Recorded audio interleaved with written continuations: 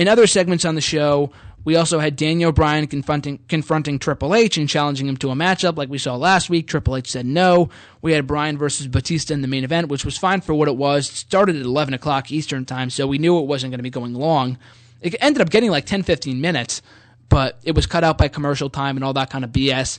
So I do look forward to Bryan versus Batista at some point, whenever it may be. It probably won't be a WrestleMania, but hopefully at some point down the line. I look forward to that. And then we had the Authority closing out the show, standing tall over Daniel Bryan. And it took maybe 5 or 6 people to put Daniel Bryan down. I mean, it wasn't just Batista or just Orton or just Triple H. It was Stephanie, Kane, H, Batista, and Orton, basically 3/4 of Evolution. So Daniel Bryan not only defeated Batista technically via disqualification, but he looked strong by having to being taken out by all of these different people, and not just one person. It wasn't just Batista. It was like 6 or 7 different people that came out to try to prevent Daniel Bryan from ending the show with his signature yes chant. So I didn't like the fact they always end on the show with Daniel Bryan getting beat up. And it isn't every show, but more often than not, Daniel Bryan gets the crap beat out of him.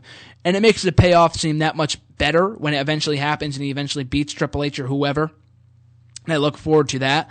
But I don't know, the ending wasn't all that great. Like I said, I didn't expect CM Punk to be there, so I wasn't disappointed that he didn't show up at the end of the show, even though it would have been perfect for him to run through the crowd, into the ring, and take out the Authority and maybe Orton. Because that's why I thought Orton was out there. And Batista was out there too, so I thought Punk was going to make he was going to interfere and then knock out Batista and or Orton and then challenge for the title at WrestleMania. That's what I thought was going to happen. And the only two people that I can see possibly being added to the WWE World Heavyweight Championship match at WrestleMania is either Bryan or Punk. And I said this last week, but no one else makes sense. CM Punk is obviously not happening at this point. I'd be very shocked if he returned now. It's too little too late for that to happen. And Daniel Bryan looks to be tied up with Triple H. Now, unless they do a fatal four-way with all 3 members of Evolution and then Daniel Bryan for the title at WrestleMania, which also would make sense because Triple H wouldn't want to go against Batista and Orton. He doesn't really have that many issues with Bryan. It would essentially be a 3-on-1 handicap match.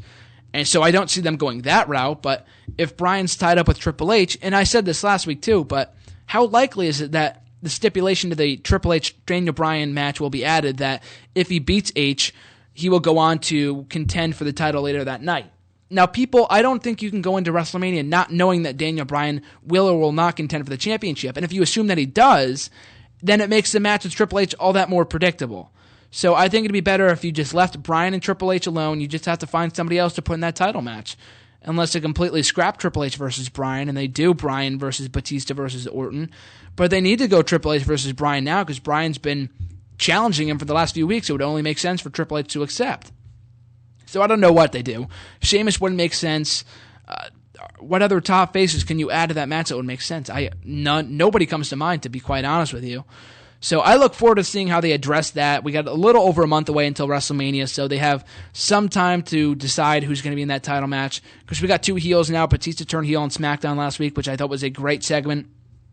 But they have some time before they can decide on who will be in the triple threat match for the WWE Heavyweight Championship at WrestleMania.